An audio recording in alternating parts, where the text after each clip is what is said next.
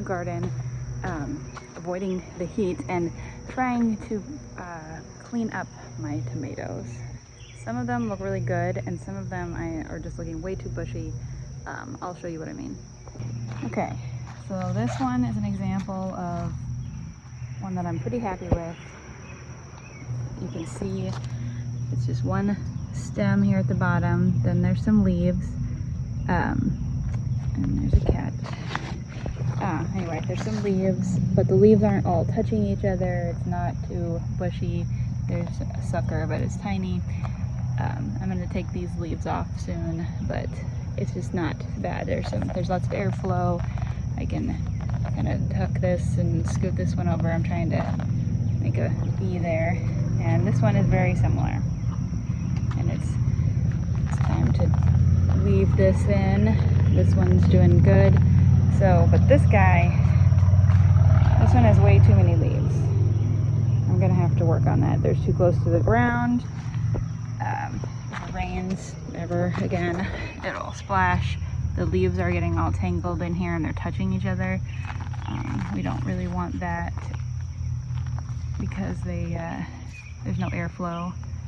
So I'm gonna try to, I think what happened actually, now that I'm looking at it, this one has a really funky stem here and it actually fell over onto the ground from the weight of all these leaves yesterday. So I need to, and I think I don't want to sucker down this far below the cattle panel, so I'm gonna take that off too. These are the suckers. This cat, very distracting. Anyway, okay, this one is also in need of some serious work. You can see over on the other row, on the first row, I already did these, so you see how neat they look. There's no leaves on the bottom. The leaves aren't touching. There's airflow. I do still try to keep in mind that in the heat we're having, it's like in the 90s, that the tomatoes really kind of need some shade, the actual fruits. So I am trying to leave leaves around the set fruits so that they can have some shade. The dew this morning is thick. Look at that, that's dew. Anyway, okay, so I'm gonna keep going. I carry around a bucket while I'm doing this to put the leaves in. You see I only did one row so far and my bucket's full, but that way you're not leaving all the leaves on the ground. It promotes disease. Okay, let's see what needs to be done on this guy. He doesn't need these leaves down here anymore because it's got lots of leaves on the top. Also going to just cut off the weeds. I could pull them, but I don't wanna.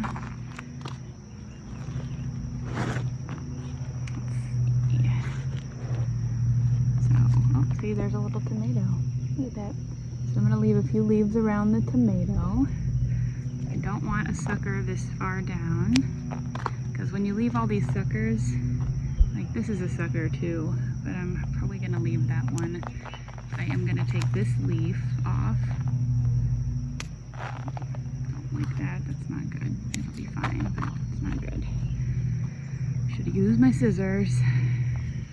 Okay, anyway, then I'm gonna poke this. This is a sucker too. I don't want that many that close together, so I gotta have a way to get them to spread out. And if you have all these suckers, I mean, look, there's one there, there's one there, there's one here.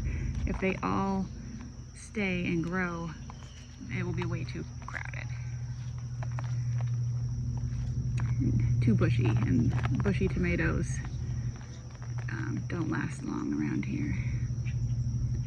The humidity is too high and they get taken over by fungus. There's a caterpillar on that one. Don't want that. There we go. I dropped it. Oh well.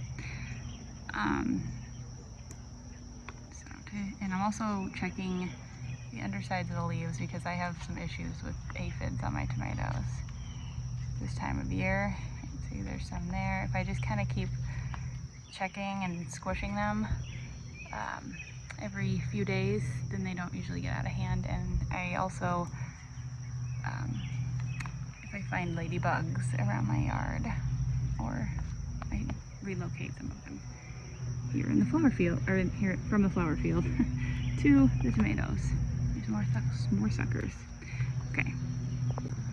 Okay, here, this plant looks quite different because it's really only has one stem except for some suckers down here, which I'm gonna cut this little one off.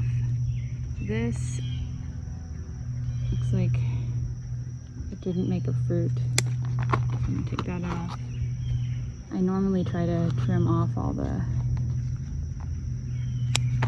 the blossoms when I plant so that I don't end up with fruit way down here, but I always miss some. Okay, so this guy needs more support too. He's not actually attached to the cattle panel. So we're gonna do that. Okay, this one's quite tall. So here's another example. Go down to the ground. So since this plant is like, 3 sections up into the cattle panel already, I'm gonna come down here and I'm gonna cut off more lower leaves. Am I even pointing the camera right? Suckers.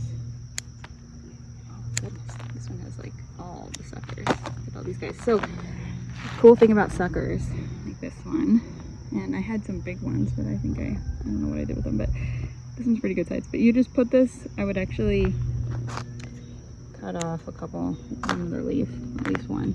Anyway, put this in water for just a few days. It will grow roots. Then you stick it in dirt and you have a new tomato plant. And at least here in southern Missouri in zone 6, we can plant tomatoes up through like the end of June and still get fruits. And that is something, when I have enough space, I do that, because then I get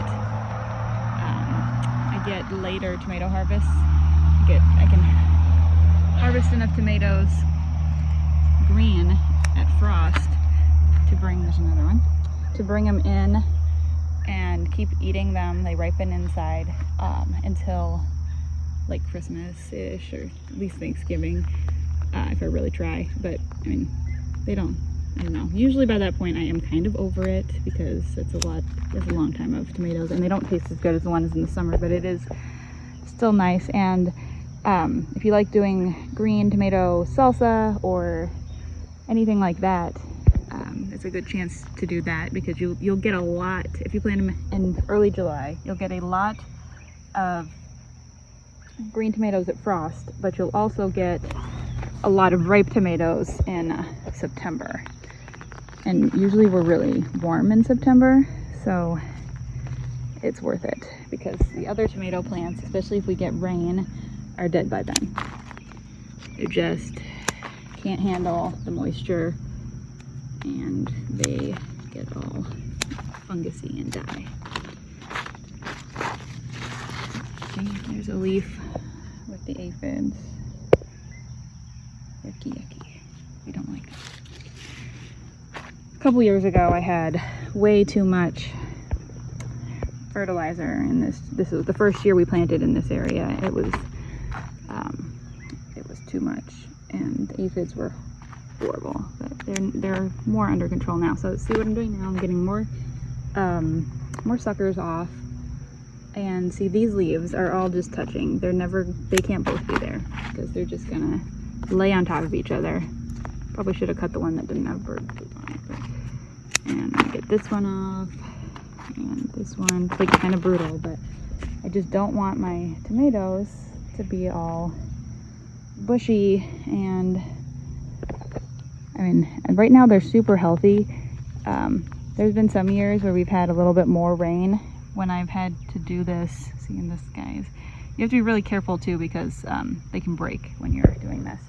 Anyway, but there have been some years when I've done this and I've been cutting off yellow fungusy leaves with spots all over them, and it's just, and I have to cut off just every leaf that has a spot, and in order to give them a chance to fight the fungus. And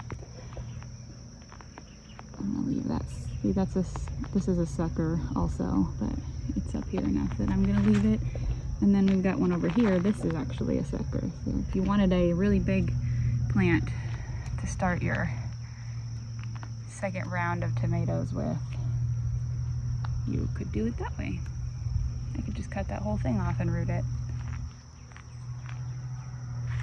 See, I'm gonna have to do more trimming up in here later because like there's a sucker there, and there's one there and there and there. There's like every single leaf comes with a sucker, and you just can't let them all grow. So this is another one, super bushy. So this is the before. Okay, and this is that same plant after I cut off all of this. These are leaves I cut off. These are all suckers that were below this cattle panel. That's about, I don't know, 2.5 feet off the ground. This guy's huge. Look at that. That'll make a nice little plant. I'll cut off this leaf. Give it a better chance. It's easier for them to root when they don't have so much foliage to keep hydrated. But this guy is just almost tall enough to start weaving through the cattle panel. And see, this side is going to have to be kind of thin at first because this is the overlap in the cattle panel. So this hole is pretty small, and it's hard to weave them through when they have all these extra branches. Okay, so now I have this one, that one, and like a whole bunch more. So I'm going to put the camera down and get to work because I am losing my shade. Alright, another thing that happens, I mentioned when pruning tomatoes, is that you're getting ready to move this top part to the other side, which this one's not even ready, but I'm just showing you like that.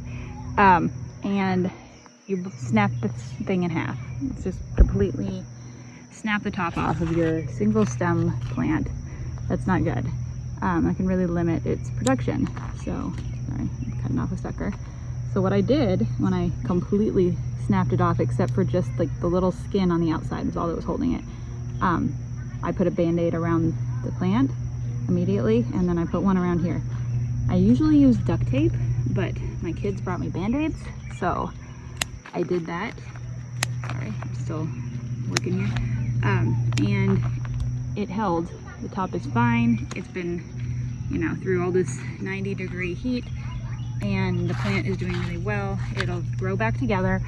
And I did also attach it to the cattle panel with the second layer of band-aid so that it didn't have to support its own weight on that weak spot.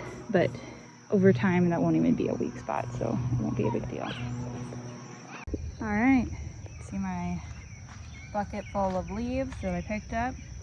All of these tomatoes, I think there's 32 plants in this section. These are all pruned up and ready for another, who knows, a few days, maybe a week. Probably a week before I come out and really prune them again, but I will come through every day and kind of straighten out their leaves and pull them through the cattle panel. They don't all need it every day, but some of them will need it every day. So you just have to walk up and down the rows, checking them out. I was just here. So and see things like this, like I put this one through, but it might not hold, especially if there's any wind. And if there was gonna be wind, like this branch is nothing. It has no support.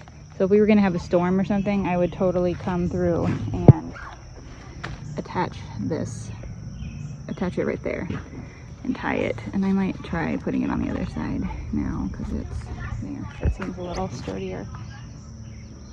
But until they get to where they're going back and forth through the cattle panel, you gotta really stay on top of them for support. Okay, well, hope you enjoyed pruning tomatoes with me, and see you next time. Yikes. Just when you think you're all done and then you realize you have another section of 10 tomatoes out here, and look at that. There's leaves all the way to the ground, and suckers, and all sorts of craziness, and weeds. Goodness, this is older weed fabric. The weeds are coming through. But I'll have to get these later. These are in the shade in the evening, so I'll prune them then.